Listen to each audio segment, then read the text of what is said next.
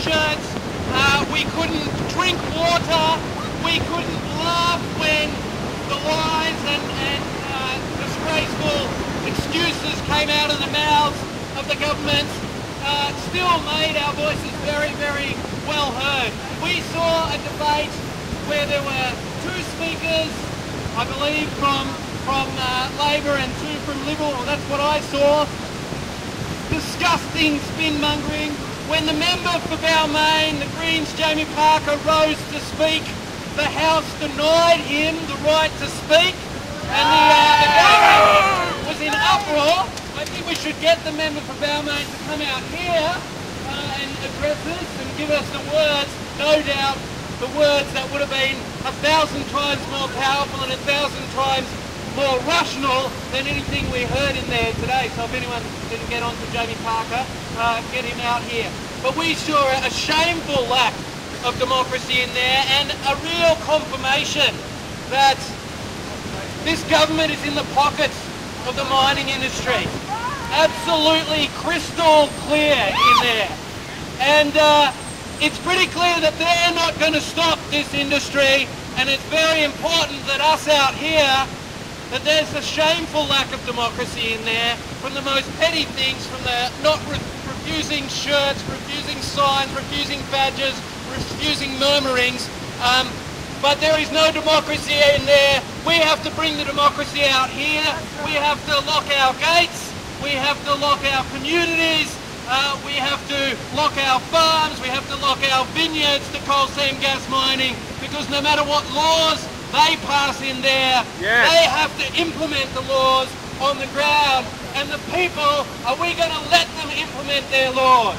No! Are we going to let them build their coal seam gas drills? No! Are we going to stop this industry? Yes! Are we going to build the biggest people's movement we can all across this state, all across this country? Yes! Alright, and I think we do have to acknowledge that we have some friends in there, and certainly Jamie Parker is one of them, and so if anyone is able to get onto him and see if he can come out.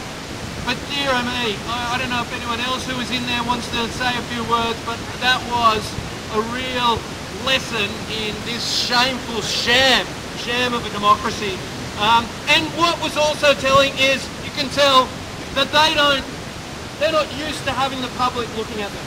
They're not used to having people watching what they're doing and having the daring to have an opinion and daring to take them up. And they're like a bunch of school kids, but what they're playing with is, people should definitely sign if they haven't yet. Check it out.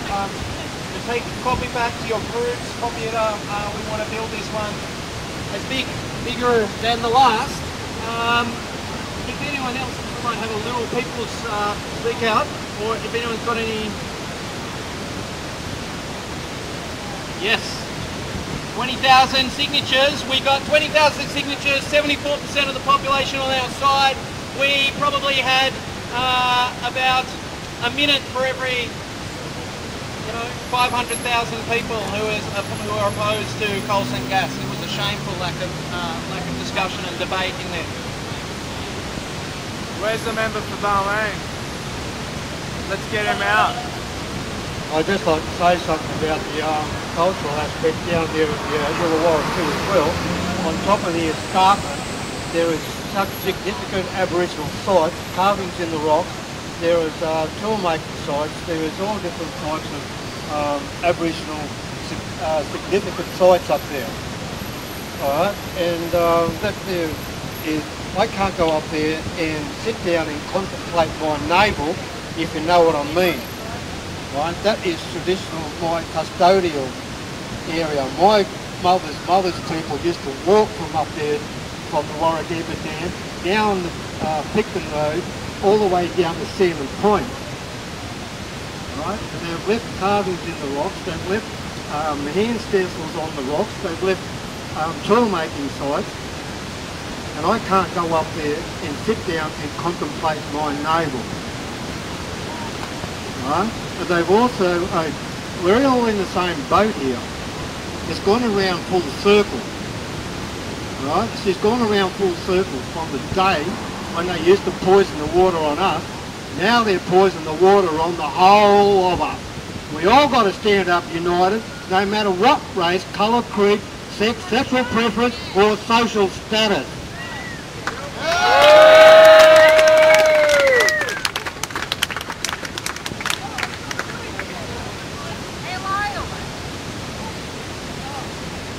Sorry, I walked out late, so I don't know what it is.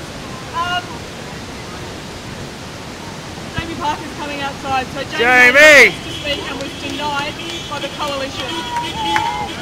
We had two speakers in favour of our petition, that was John Robertson and Ryan Park, and we had two speakers against, that was Gareth Ward and Lee Evans. Three of those MPs are actually from the Illawarra, where there is an incredibly strong campaign. And believe me, when two of them come out and say they support us, but they won't support our petition, we will be giving them hell this week, because they deserve it. They are our elected representatives who completely fail to represent their community. In Lee Evans' constituency, 3,000 people marched in May last year, 3,000 people marched in October last year, and he got up today. We actually got him to sign the petition, which he then retracted in front of the media. At the end of the day, these people take their party and they take the industry before they take the communities across New South Wales. Jamie Parker! I just want to invite Jamie Parker, who revoltingly was denied the opportunity to speak in Parliament, because I think we all have the right to hear what he has to say.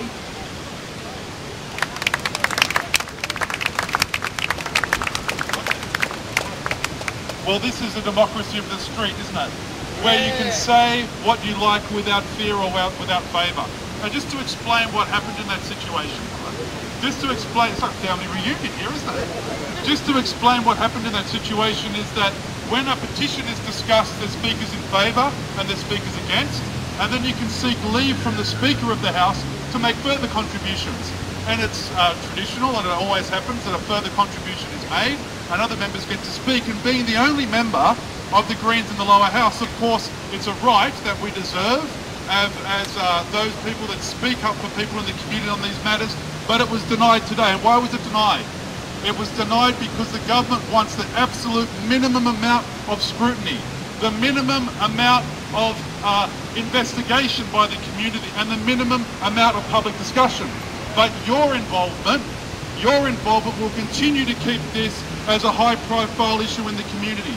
Because what my point was going to be in that House is that Labor are just as complicit as the coalition in this. That it was Labor who issued these licences across 30% of New South Wales, gave free gifts in terms of royalties and royalty-free periods.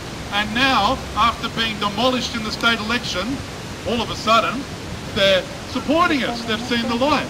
But the reason why they've seen the light is because they knew the pressure that was on them from people like you and people like me in the community.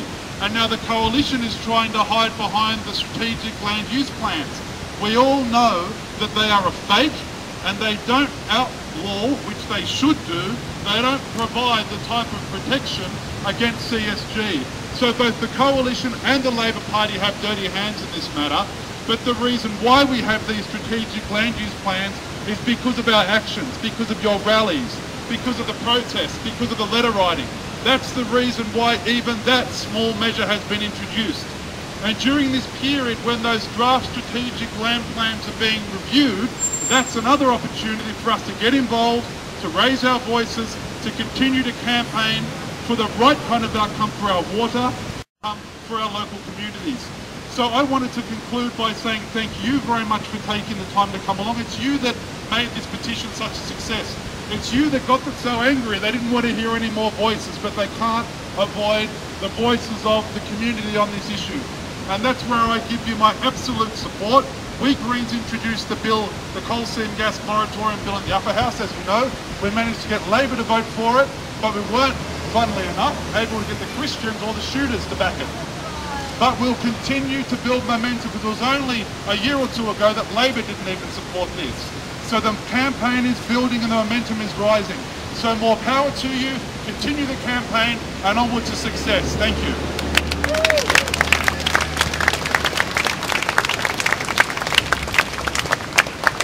words, obviously, that those in the House were too afraid to hear, and it's quite telling when our words, the words of the people, and the words of sanity, really, the words of basic science of precaution are so dangerous that they have to be shut down. They have to be shut down in the gallery. T-shirts have to be turned around, and progressive politicians have to be prevented from speaking. Well, this has been quite an amazing hour. I think it's only about an hour or so after we started. It feels like a freaking lifetime, the fracking lifetime. We've had, we weren't allowed to drink water in there, our toxic water. Now, if you haven't got it yet, you've got to get yourself a bottle of toxic CSG water. Comes with, you know, special fracking fluids. I want to thank everyone, every single person who is here today. I think it was a little bit of a historic day. I think we need a lot of these sort of historic days in the campaign. It was a very different protest to have the People's Protest out the front, Hunter Valley represented, Oakdale and the southwest Sydney, which is really under threat now, the Illawarra's vibrant campaign, to take it into Parliament and then to get thrown out of Parliament. In the end, for those who weren't in there, once they did say, you know, basically within a few minutes, oh, the debate's over, Jamie Parker doesn't get to speak. Well, the public gallery got very public.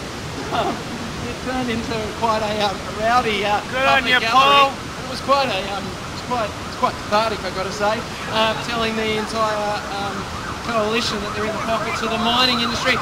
But we really need everyone to redouble your efforts. Make sure you get all the material, but put yourself down. If you're in Sydney, no. Put yourselves on the list, but also start to take that step forward to organise more. There's no reason, there's nothing about, you know, there's nothing that stops anyone here from being the person who speaks at the next rally, from being the person who speaks at their community group, in their school, in their university, in their workplace.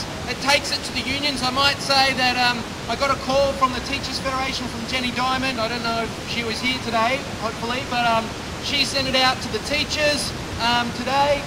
So that was fantastic. So we're starting to get union support, and there's no reason why a whole host of other unions shouldn't come on board. And if you're in a union, make sure you bring the campaign up to the union. Some of the meetings just come along. So maybe we should have a little chant about what just happened in there and what was clearly lacking, which was coal seam gas. We will stop it. Our community, not for profit. Coal seam gas. We will stop it. Our community, Not for profit. coal seam gas. We will stop it. Our community, Not for profit. coal seam gas. We will stop it. Our community, Not for profit. So the campaign is going to continue. We have the majority on our side. We have 74% of the population who, despite all the coal seam gas mining spin, the industry ads, the millions that they poured into it, are saying we don't want coal seam gas mining. We want a moratorium. We want to ban fracking. We want a royal commission. But we need to grow the campaign. Please get involved. Take away signs, petitions, stickers, and get ready for May 1. May 1 is going to be huge. May 1, the farmers, the city folks, the wineries, everyone concerned about the future, about our waterways and our land will be here on May 1, and we will shake this place, and there will be nowhere for them to hide come May 1, nowhere for them to scurry off to. They scurry off. They are not our representatives. They are not democracy. They are not fulfilling the needs of the people. They are not fulfilling what the people have demanded. The democracy has to be taken from them. We have to claim back our democracy. We have to claim back our power, and to say that the future, the only future that we have, is a future that is not left in their hands, is a future that is taken into the hands of the community, of the farmers, of all the people who care about the planet and care about our future. That's the kind of future that we can have, and I think everyone here is going to be part of creating that future. Thank you very much.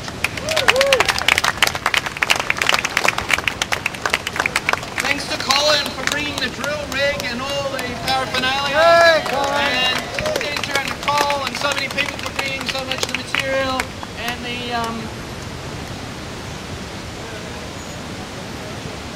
Wilderness Society crew came along, Beyond Zero, so many good people, so many good, thank you.